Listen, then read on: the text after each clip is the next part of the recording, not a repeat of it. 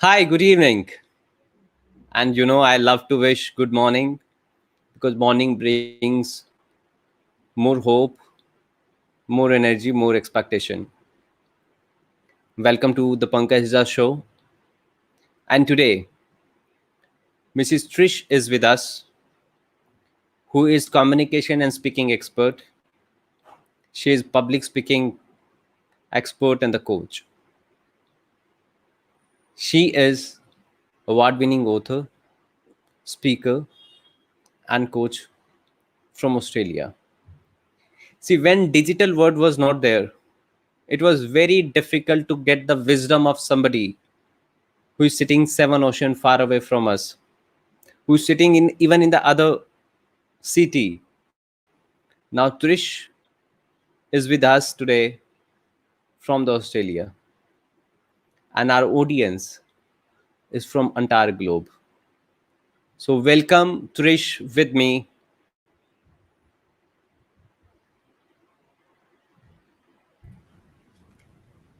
Trish, welcome Hi. to the show. Hi, An I'm Indian delighted. style with the Indian soul. Namaste. Thank you. I'm delighted to be here. Wonderful. Trish, today I'm a robber, and your wisdom and learning will be robbing. Your long experience of coaching, training, and speaking has given you a lot of experience, lot of learning, lot of lessons, and those own lessons I'll be robbing from you today. In India, 5th September we celebrate as a Teachers' Day. I hand over myself to you. I adopt you as my mentor and teacher today. And I'll be learning from you. Happy Teachers' Day, Trish. I'm honored. Happy Teachers' Day to you because I'll be learning from you as well. We all learn from each other. Wonderful. This is your goodness. I was recording a message for Teachers' Day today, and very first thing I said in that message, our first teacher is our mother, then father, our siblings, our neighbors. We learn from everybody we come across. Some people give us bad experience and a good experience. Each experience is a teacher. Each failure is a teacher. So you rightly said here, I'll be learning from you, and I'll be honored if I can teach you something. As you said, you'll be learning from me. So let's That's bombard the questions now. mhm. How was your journey of becoming of speaker? And when did you think of becoming speaker? What was the turning point in your life which provoked all the thoughts and gave you the intuitions of becoming speaker and author? Thank you for that question, Pankaj, because wow, when I left high school, which was a very, very, very, very long time ago, I often say way back in the Jurassic period, that's how long ago it was. At that time, I had no intention of ever getting up and speaking. If you talk to anybody that knew me in that period of time and you told them what I'm doing now, they would be extremely surprised. Because not only was I an introvert, I was extremely shy and I avoided speaking. So it wasn't until many years after that period that I accidentally, really quite accidentally, fell into learning how to speak. Up till then, I had a lot of jobs. I was really quite good at my jobs, but if it was anything to do with speaking, I would delegate that. I wasn't really keen on getting up to speak, wasn't keen on having the light shone on me. So it wasn't until I moved in from Canberra, which is our capital city, and I moved up to where I am now, just north of Brisbane. I'd been up here for a couple of years with my family, been really busy with work, been working and studying. And then just happened to say to a friend, I need to make some friends. What can I do? Because, being an introvert, I wasn't keen on getting out there and doing a lot of networking or a lot of meeting with people. Wasn't what I wanted to do. So this friend said, look, come along to this meeting that I'm going to. You can make some friends. So I thought, okay, I can go along. I can sit in the corner. I can slowly get to know people. Big mistake. I didn't realize that the meeting that he invited me to was a Toastmasters meeting. And in Toastmasters, you've got to get up and speak. I was not impressed, I can tell you. They asked me to say something, and I think it was about 20 seconds, and I sat down. I wasn't even going to go back, but I did, and I went back again. And the reason I did that was I found a group of friends that I liked. I found a lot of people who were mentors and were able to encourage me to speak. So I guess that was the beginning of my speaking journey.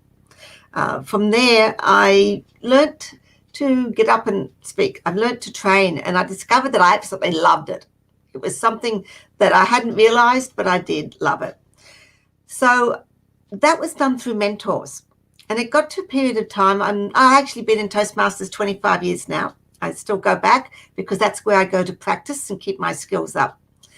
But what I discovered was I love doing that. I love speaking. I love training. And I had a friend at the time. We were doing a lot of training, and we looked at each other one day and we said, why are we doing this? We could be out there in the real world with a business and being able to help people. And that was the first step outside, where I decided to take my skills and see if I could help people out there in the corporate world, help people out there who needing to get up and speak. So that's when I started my business, and that's when I really got into speaking and enjoying it.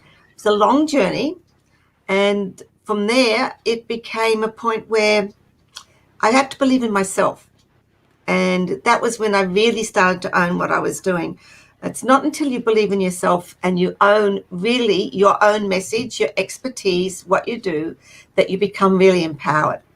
And then there was a couple of other life crises since then that have helped me get to the point to where my passion at the moment is helping others to get up and speak. My passion is helping people to get known, be seen. My passion is helping people to harness the emotion they might have and be able to share that with other people.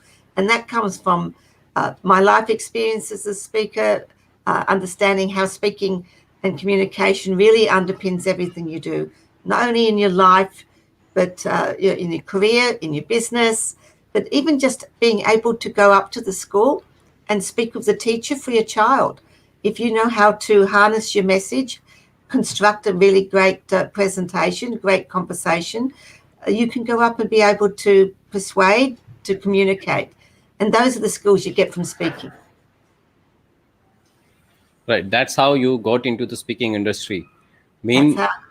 your friend took you to the Toastmaster meeting, and where you were asked to speak, Yeah, and you were not very impressed. not at all. Wasn't what I wanted to do. But look where I am now. And this is 30 years later, being able to teach people how to speak. I speak on stages. I speak at network meetings. I speak on videos, webinars, online summits. And I help people. More important for me, though, is helping people to understand the skills they have and why speaking and communication is so important to them. So, do you really think the most important skill every human should have, that is a speaking and a communication?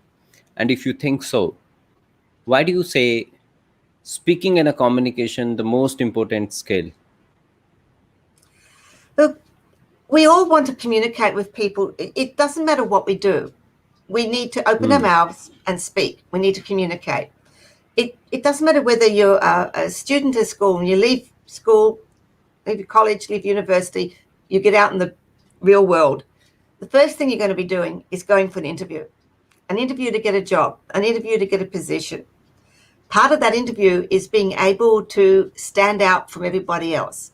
Now, in today's world, everybody's got much the same skills. You don't get to the interview unless they've gone through and they say, yes, you've got the skills, you've got the expertise.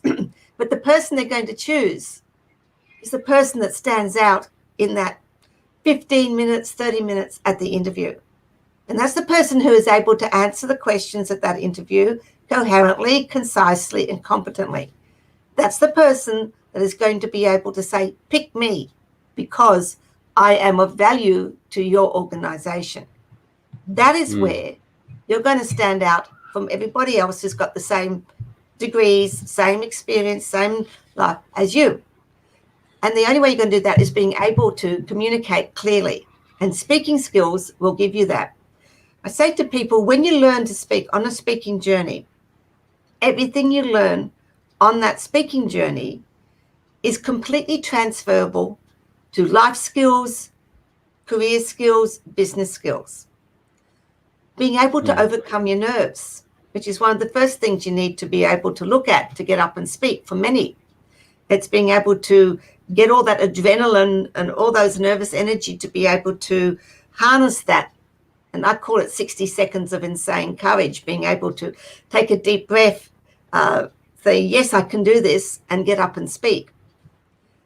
That is the same thing that you would need if you're going into a new business, if you're going to walk into a boardroom, if you want to pitch a business idea to an entrepreneur, if you want to get some sponsorship for something.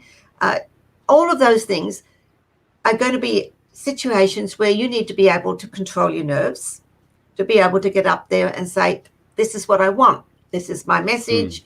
This is what I did. So you learn that in speaking. That's the very first step you learn. The next step is being able to construct a presentation, being able to construct a presentation that has a good opening, a body, and conclusion, that flows along and that takes your people with you. And if you can't construct a presentation that goes from the beginning to the end and know how to take your people to that, then you're going to be wandering in the wilderness. If you don't know what you want to achieve at the time that you're speaking, if you don't know what you want your listeners to do, to be able to do and to take with you, then you're going to wander in the wilderness, and your audience, your client, whoever you're speaking to, is going to wander in the audience as well. So having some good speaking skills gives you the structure to know that I need to take from here, I need to take them through what I want to say, and I need to end up there with a goal, with a call to action. When I know where I want to go, then I can take my client, my audience, the person I'm pitching that idea to, I can take them there as well. That is what a good speaking skills give to you. Being able to connect with your clients, connect with your audience, connect with your team, connect going into the boardroom. You then have to add good vocal variety, body language, presence in there, confidence. That is what speaking skills will give to you, so that you can walk into a new job, walk into a boardroom, pitch an idea, stand up and talk to your team at work, talk to your client, go and pitch for sponsorship. That gives you the confidence to be able to give a truly whole presence that with body language and voice that matches your verbal message. That's what speaking skills do to you, for you. You had that then with some good communication skills. You have got a very, very awesome foundation to build your life experience on. Fortunately, people don't always realize that. And that's something that I work with people to, for Yes, them you're in their right. business, especially to be able to get that. Yeah, people really don't understand and realize the importance of the communication. The irony is, our schools and colleges do not teach speaking and the communication skills. We don't have any subject. We have all the language subject, but not how to use that language, how to convey message. They don't teach that. So I It's believe the yeah. importance you have mentioned about the speaking and the communication would definitely make people realize the importance of speaking and the communication, and people will start improving their speaking skills.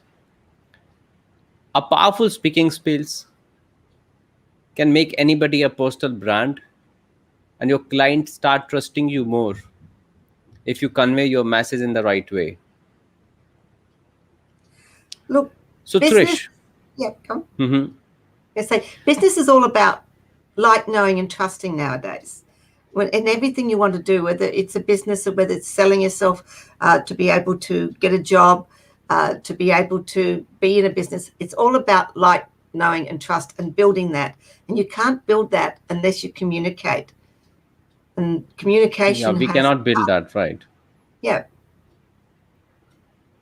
The communication is a pillar, pillar of a career, a foundation of career, I think. So, what should our schools and colleges do to inculcate and incorporate the skills of speaking and the communication in our kids? What should our schools do? we should be encouraging people to be able to identify the good skills that they already have. Everybody Hmm. has some skills, whether it's because some people might have good charisma, some people might be a bit more confident than other people, some people are great at word pictures, some people are really good at gestures and being able to do that. Others can be able to construct a beautiful presentation. Everybody's got something, even it is being able to get up and speak. And what we need to be doing is encouraging people to identify the things that they're great at. Then we Hmm. need to be looking at what other skills can they be adding on to that. So it's encouraging people to be able to get up and speak, to be able to plan a presentation, giving them very good constructive, supportive feedback to improve what they're doing and enhance their skills. It's encouraging them to being able to answer impromptu speaking, being able to answer questions which come out of left field. That is a really good thing. Once you can able to answer something just like that, then you have got a great skill to be able to answer questions that people will fire at you in interviews. They will be able to answer questions that you might get asked to in the media when you get to have your own business. If you're being interviewed by a journalist, being interviewed on as a guest on a show like this, being able to structure an answer to a question, that is a good skill. So being giving the children and there's new students coming through those skills to be able to do that, you are giving them a good foundation in life. Debating is a really good one to be doing as well. When you're doing debating, it's a little bit more structured, but it does give you Hmm. the option to learn to think on your feet, to be able to listen, then to be able to speak. So that's some of the things that they can be teaching these kids. But what happens in schools a lot, and well, in a lot of schools, you have what we call show and tell. When we're young as kids, we're asked to bring something to school and talk about it. And at that age, we just sort of shoved up and said, talk about this in front of the class. And that can be extremely traumatic for shy people, Hmm. just being shoved up. And what happens is, they're pushed up there and they're told they've got to do that because if they don't do that, they won't get their passes or the rest of the kids are going to laugh at them if they don't do it. So they're pushed out of their comfort zone without any support.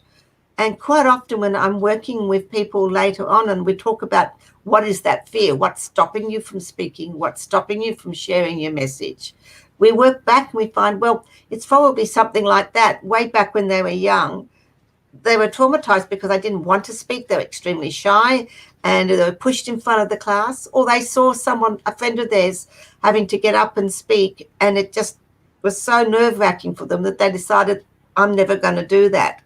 So we need to be supporting and being supportive and giving children, our students and our young kids, a structure on how to be able to overcome their fear, think about the mindset, Hmm. and then give them the techniques and strategies to be able to construct answers and presentations.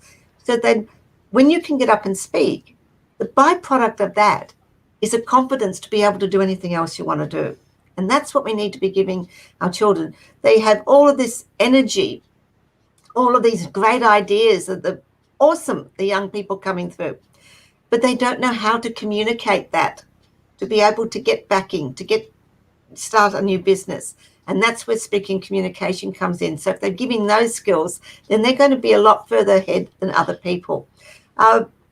Warren Buffett, who's a really awesome person that a lot of people know, he has said that when he's talked at universities, he has said that speaking skills are one of the best things that you can learn in business, best things that you can Hmm. learn in life. And he's has said that that was one of the things that he was not so good at.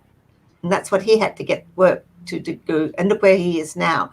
So if you can get some speaking communication skills, you're going to be that much further ahead than other people. So give yourself the best possible basis in life to be able to communicate what you're passionate about.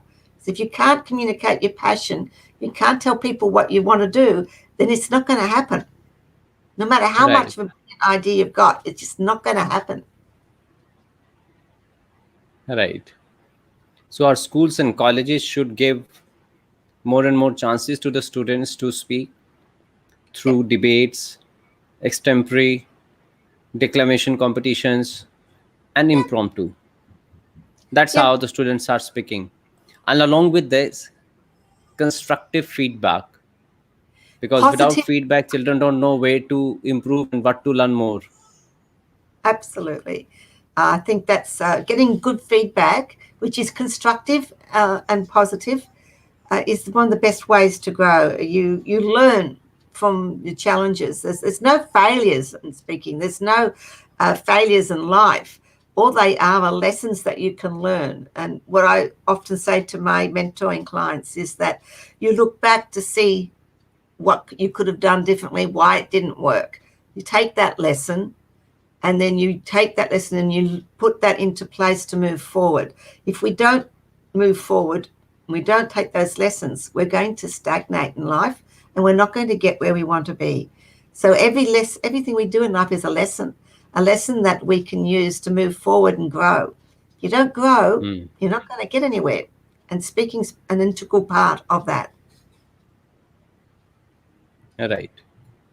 That's how the feedback work now. Yep. The feedback worked over me. My teacher gave me the feedback. When I started speaking publicly, then I made Dr. Gary my mentor. And Dr. Gary gave very constructive feedback that helped me a lot. And that's what I do with my participants, with my students now. I tell them, however good lessons you get from me, nothing gonna work unless you work on the feedback I give you. Unless I give you the constructive feedback. Feedbacks are very, very important for everybody in every aspect of life. Absolutely. Whether I learn cooking, if my mother does not come and tell me that you are making this mistake and you made this mistake, I would again and again make the same mistake then. So feedback help us not to repeat the mistake. Feedback help us not to make same mistake again. So every time we make new mistake, new feedback, new learning. Absolutely. And the funny thing is, people, to be able to, not everybody can give good feedback. However, if you get yourself some good speaking skills, you'll learn how to give good feedback. Right. Because, and that's, I think feedback is one of the most vital things that you can get. That's why one of the things that will help you tremendously in your life is to get a good mentor and to get like-minded people that surround you that will give you feedback that's honest and constructive and supportive. You don't want critical feedback. You want honest, constructive, supportive feedback. And that's being able to say, this is something that you've done well. Please keep doing it. This is something that you need to add to enhance what you're doing. And this is how you can do it. And that's where you need to be able to give good feedback. So speaking skills will also give you the opportunity to learn how to give good feedback. And being able to do that, being able to do 360-degree performance feedback in your workplace and in your business, being able to give good instructions. Not everybody can give good instructions. And that is Right. something else that you will learn through speaking communication, is to be able to give good, clear, concise constructions. Look, people, there's been so many studies done, so many reports that will tell you that miscommunication is the issue for loss of productivity, loss of time, loss of credibility, and loss of money in your workplace and in your business. That says that, it's there, it's proven. And what really astonishes me is that when companies understand that miscommunication has all of those issues, which is big issues for your business. And they still, when it comes to putting into place staff enhancement, they still put and forget to put communication and speaking skills at the top. It ends up down the bottom because it's a soft skill.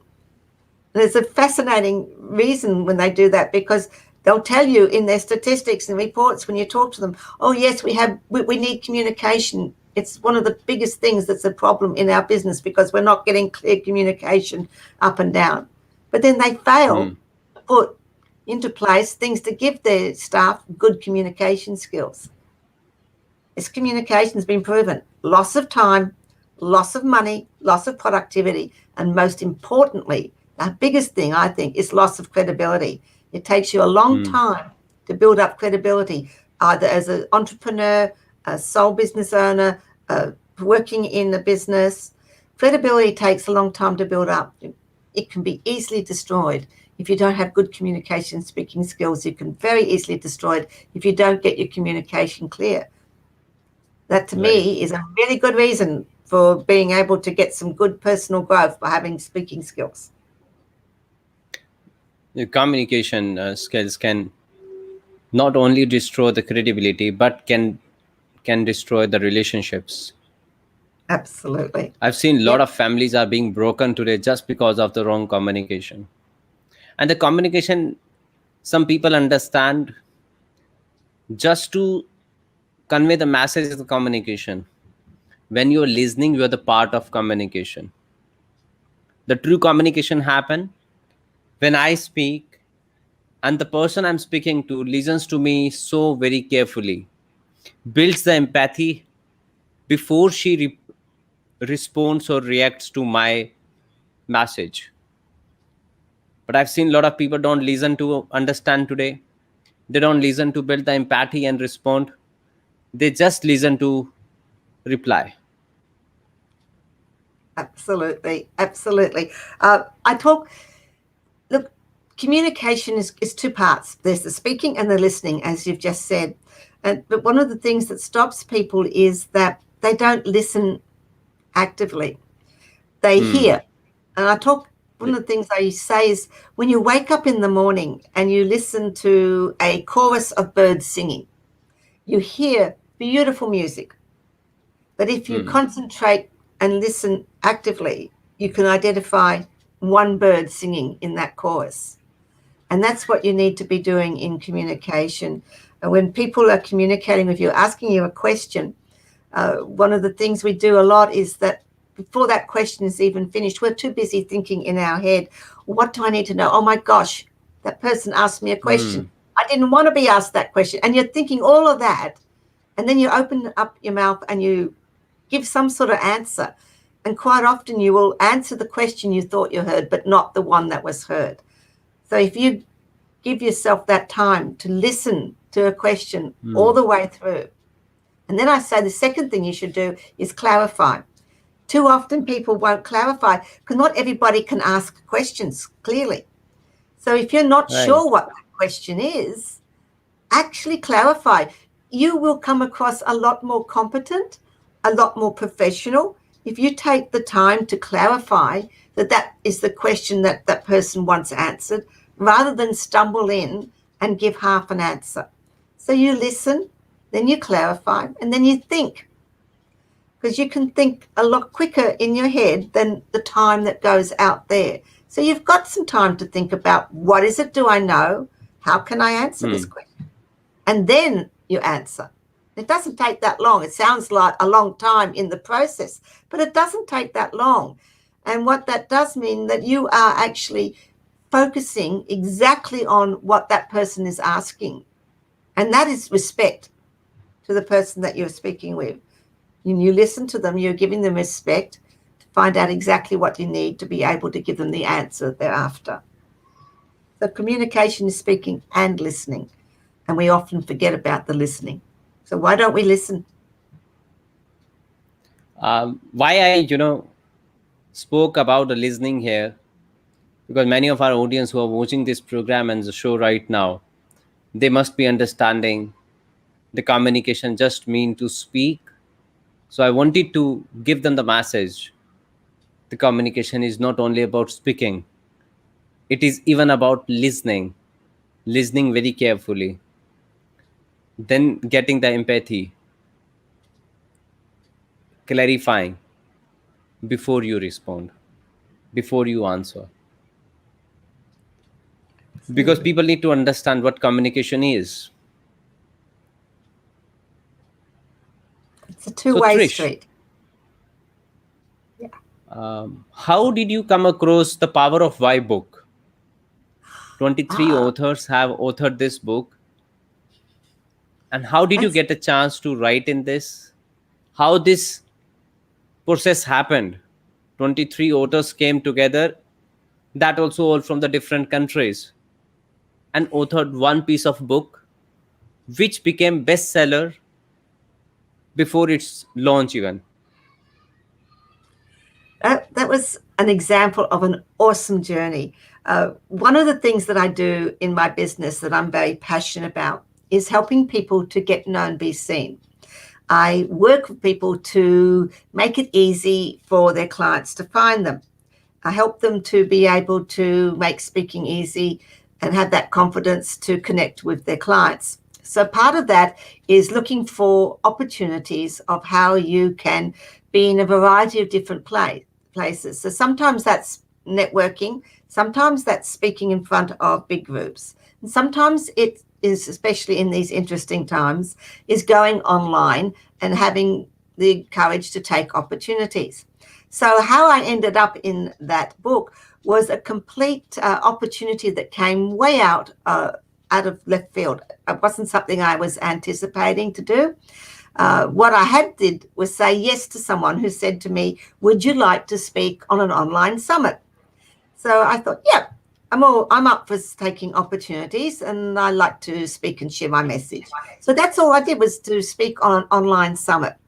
Now, from that opportunity, I was asked, "Oh, we're going to put together a book, and it's all about sharing your why. Would you like to be in that?" So, yeah, I thought, okay, I can do that. I'm currently the co-author and contributing author of 17 books. This was the 17th. And I actually, it was really very funny because I'd said to my people here, "Oh, I'm not going to do another compilation book this year. I've done too many. I'm concentrating on my own book." But this offer came from speaking, which was an opportunity. I said yes. I said yes to speaking.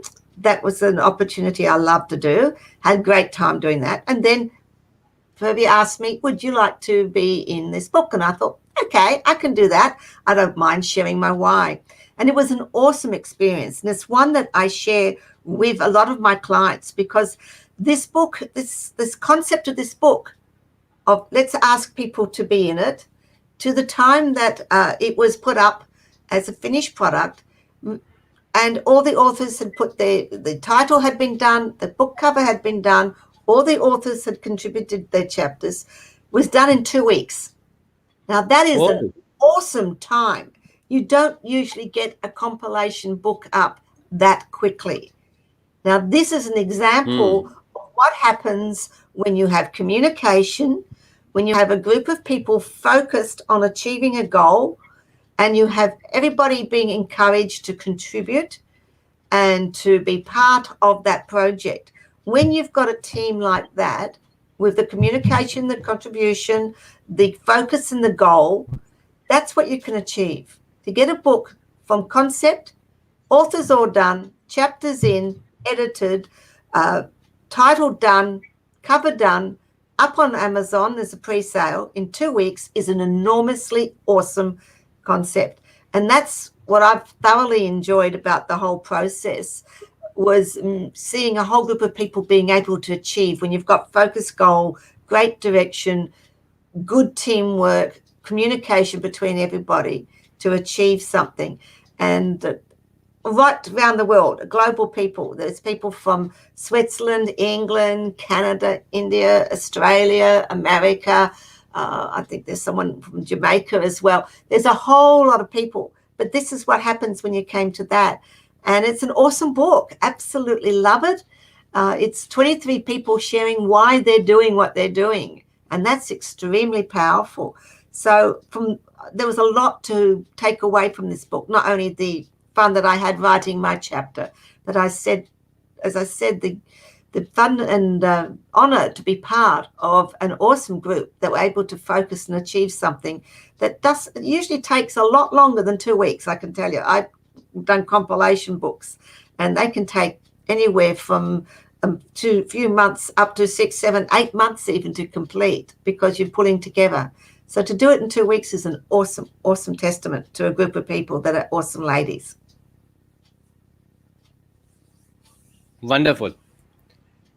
When I came to know that 23 authors authored a book, I was amazed. And when I came to know these all authors belong to all different countries, I said, oh my God. And then Malwa told me this entire process happened, like book cover, the title of the book, and all the content. When complete book was ready in just 15 days, it blew my mind. It's a And you have mentioned that you have authored 17 books, yeah. and this was your 18th book. This one was my 17th, 16th, This was 17th. your 17th. Yeah. What was the difference in 16th book experience and the 17th book experience? The difference was the fact that it was the teamwork, it was the focus, and it was the communication that we got together. We met every week. All of us met online on Zoom. We were kept fully up to date with what was going. Everybody was encouraged to contribute. So there was no egos in here. Some people had been writing longer than others. Some were newer. Some knew how to do publishing more. Some knew how to do the marketing more. Everybody contributed to what needed to be done, because the focus was, this is what we wanted to do and this is what we wanted to achieve. So I think from some of the other contributions that I've been in, this to me was a highlight of what can be achieved when people focus and work together. And underpinning all that was communication. Everybody communicated clearly. If there was any issues, they were brought up and they were discussed and they were communicated. So I think this is a very good testament to teamwork, focus, goals, and communication. Definitely. And When you authored your first book, yeah. what was the feeling in the mind? What was the excitement in the mind? And what difficulties did you face while scripted it down, like when you were scripting it? Okay. Right. My first book was done about 12, 13 years ago. At that time was just after I started my business with my then business partner. And we'd been working for about a couple of years. And we were told, you need to get a book out. It's really great for your credibility. Well, my business partner and I, we don't like to reinvent the wheel. We were pretty lazy. So what we did, we'd been writing a blog for about 2 or 3 years. So we went to our blog and took our favorite blogs for a year, just changed the titles a bit, tweaked a little bit of the content, and put that together for our book. So the content was really quick and easy. That's something that I actually say to people, repurpose and leverage. You've got content. You don't have to start from scratch all the time. But what happened with that book was, this was at a time when there wasn't a lot of self-publishing, wasn't around as much. And it was a lot harder. Print on demand wasn't around as much. So we had relied on a more traditional publisher at that time. We made every mistake in the sun with that. Everything that you could make a mistake about with a book, we made with that first book. We didn't know what we were doing. The content was brilliant, but we relied on the publisher. We thought the publisher would help us with the title. The publisher would help us with the cover. He didn't. We just gave him some ideas and he just went with those ideas. So that first book, we had to buy a huge amount, because that's what you did then. It cost us about 10,000 Australian dollars to publish that first book. We've got a lot of boxes in that book, of books from that. We have a title that's not very good and a cover that's not very good, but content that's brilliant. So all of that mistake. Fast forward, about 5 years ago, my then business partner and I parted company amicably because we changed the focus of the business, and she wanted to go one way and I went the other. So there I was, left in my business, writing, and I wasn't much of a writer. I didn't think I could write. Up to then, I had this mind block. I was more a speaker than a writer. So I got asked to, I was doing the blog and everything, and I write all the content for my workshops and that. But I was asked to contribute a chapter for a book in America. And I said no, because I said, I'm not a writer. I can't do that. So I said no. And then I got asked again, and I came back. And it was about then I was sitting and thinking about it, and I thought, well, Trish, you are helping people to get known, be seen. You talk about people stepping outside your comfort zone and putting your hand up and shining that light and saying, here I am. How can you not do that yourself? You have to walk your talk. So I said, yes, I would do that chapter. And I thought, it doesn't matter. The book is in America. I'm in Australia. No one is going to read that chapter. So if it isn't very good, it won't matter. Big mistake. Everybody in Australia read it. They liked it. And what that did was to break down that wall, that mindset I had that I couldn't write. So since then, in the last 4 years, I have actually done 14 books. Some that I have written myself, some that I have co-authored, and quite a few that I have done contributing chapters to. So what it is that we have a mindset a lot of people when it comes to writing. Quite a lot of people have that mindset that they can't write. They don't have a message. No one wants to read their book. And what I'm saying to you is, don't be selfish. When you let fear stop you from either writing, from stepping up and speaking, from starting a new business, whatever you want to do, when you let fear stop you from doing that, I say that you're selfish.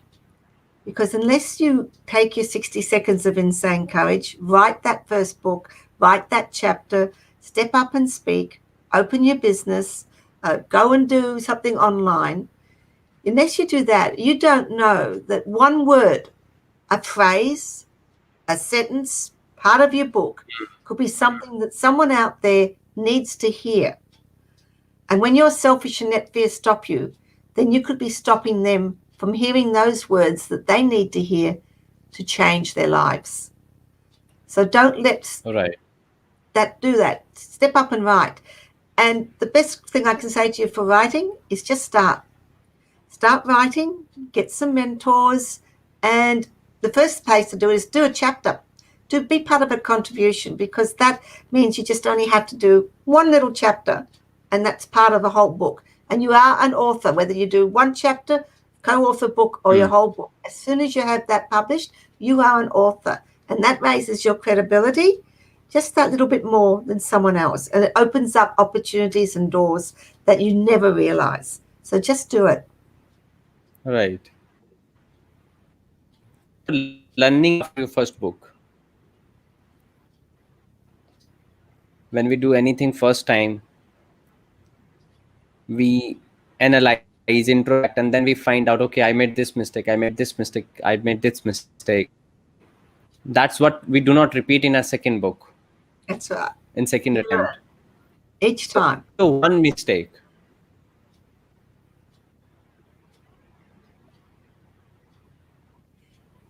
Sorry, what was that? I said, what was that one mistake? One mistake while writing the first book, which you realized once you read it yourself. Okay. The one mistake it was published.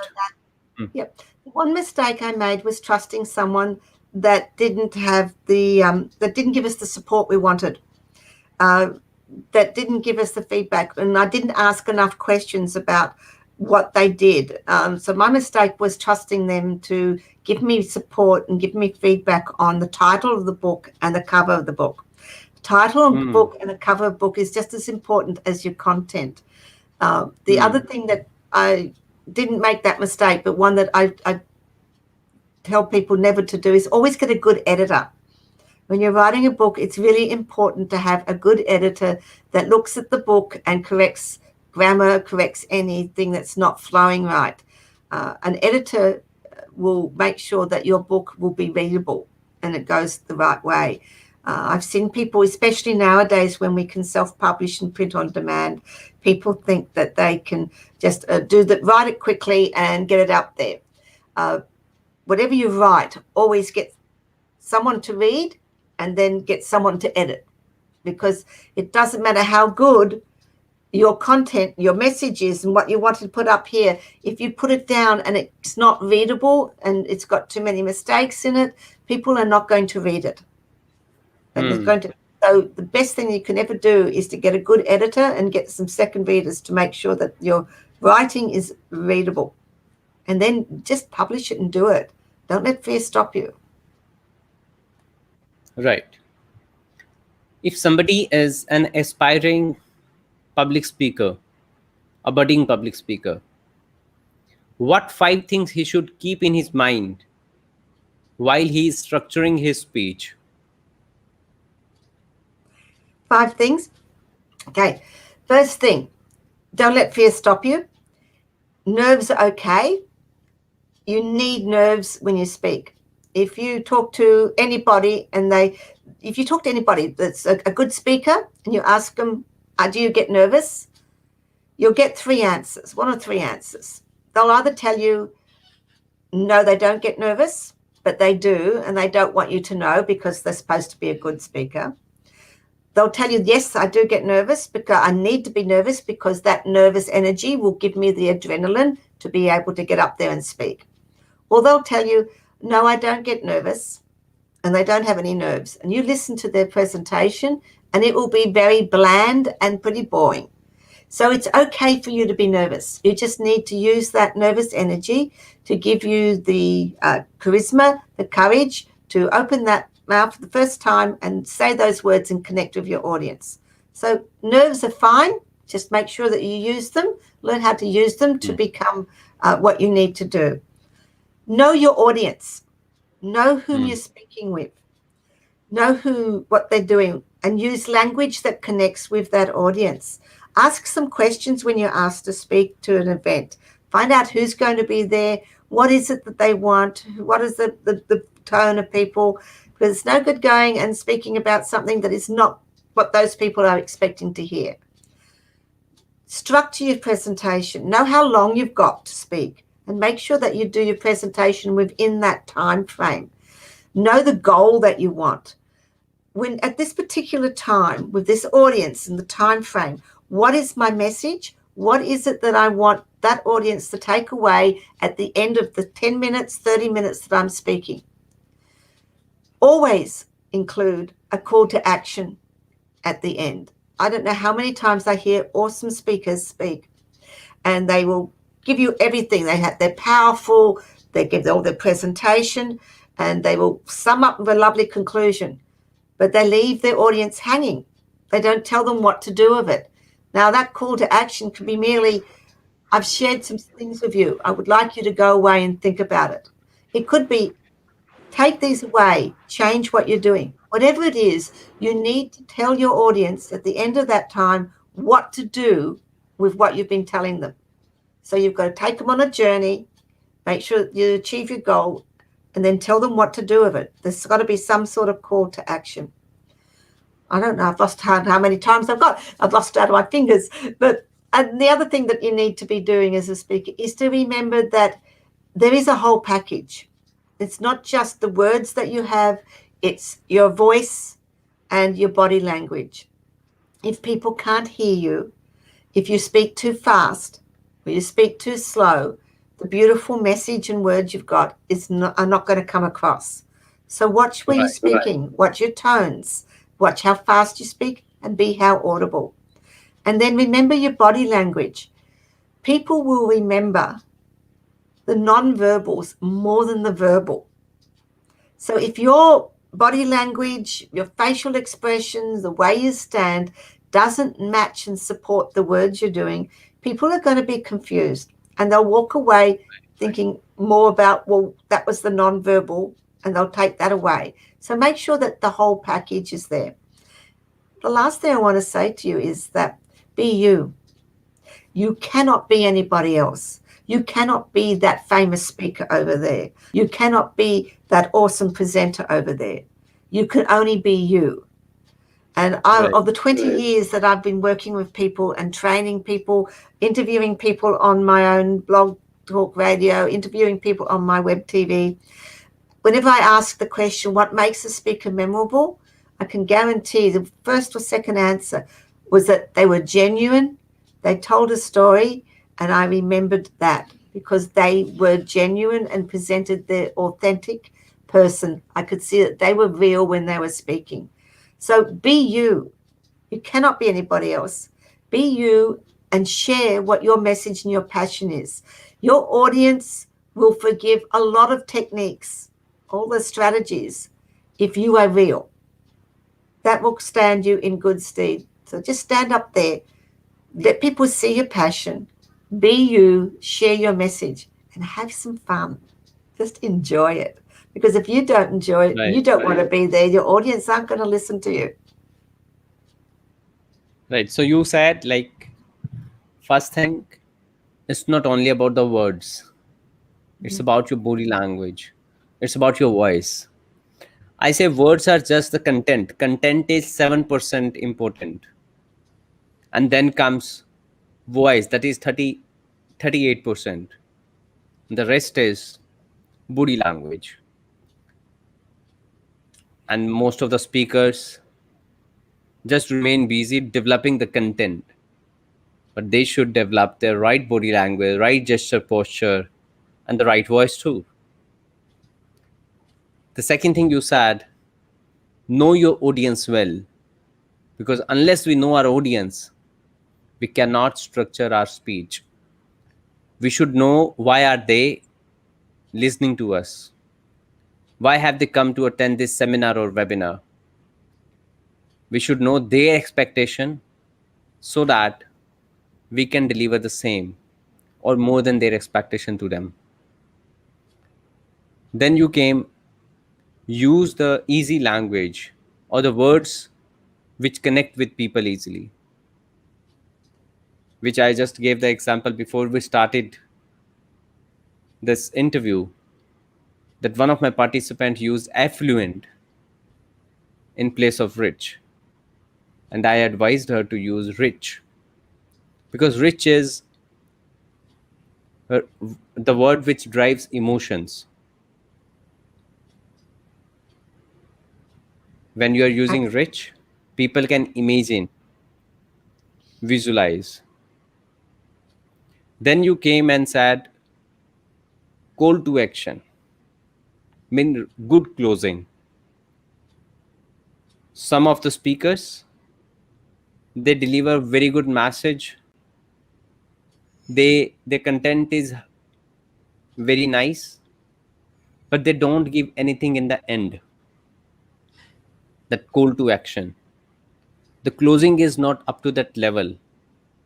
So closing is very important. Then our video should match with our audio. That's what you said. Our words should match with our gesture and posture. If our gesture posture reflects something else and the words reflect something else, it confuses audience. At Absolutely. last you said, be you, be authentic. Because always original is worth more than the copy. Don't copy others. Because That's some it. people say, I want to speak like him. I want to speak like Les Brown. I want to speak like Robin Sharma.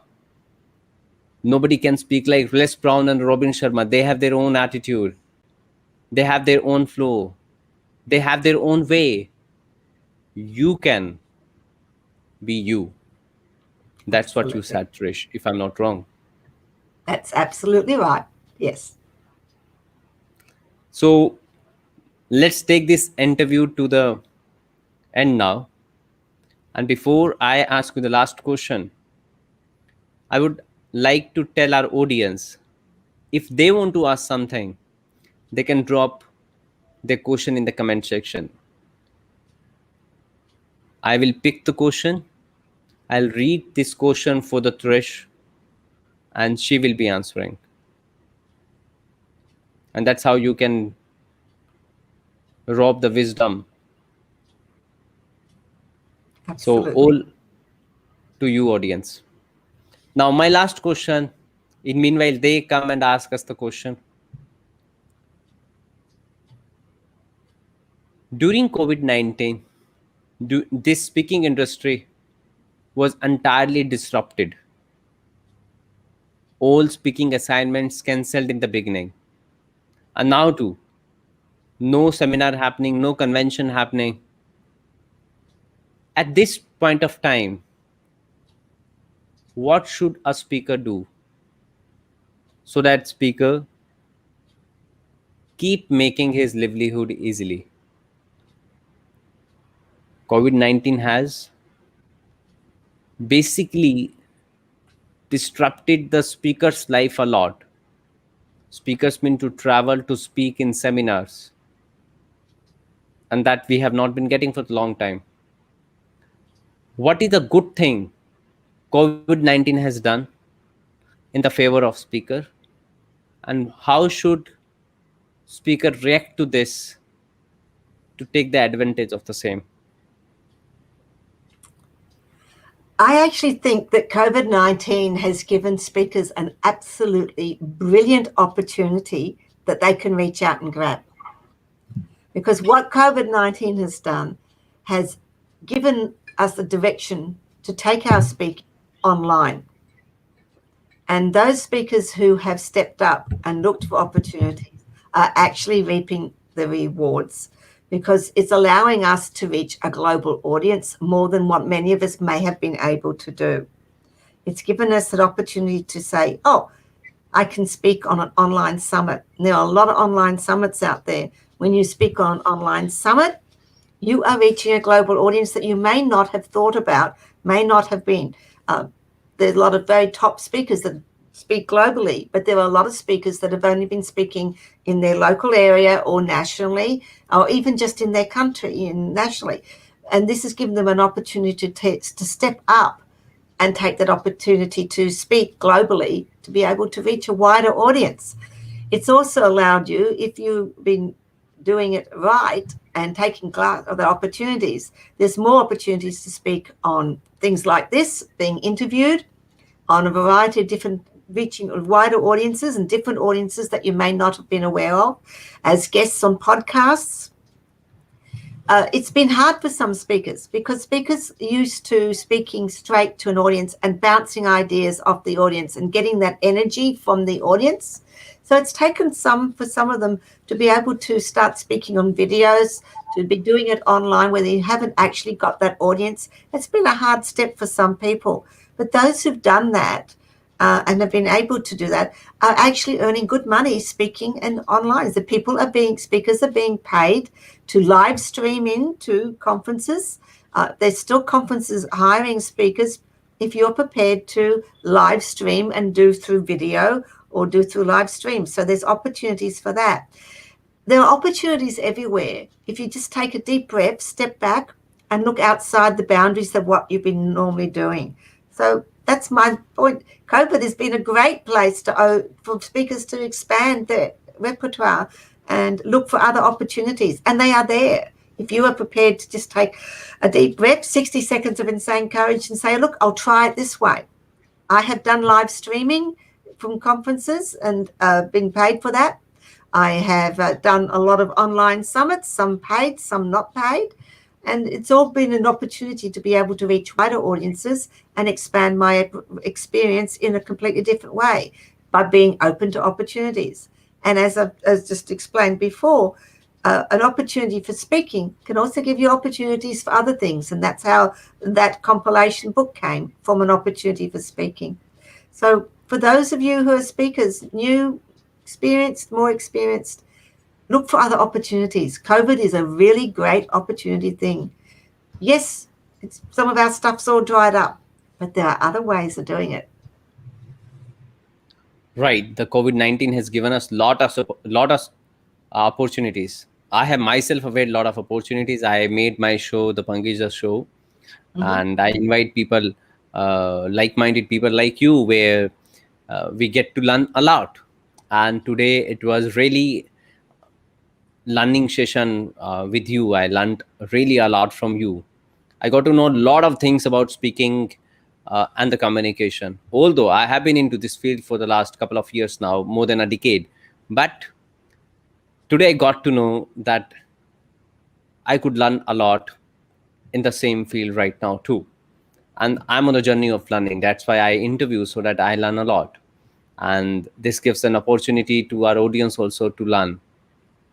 So, Trish, thank you very much for being here, and I'm glad you came here.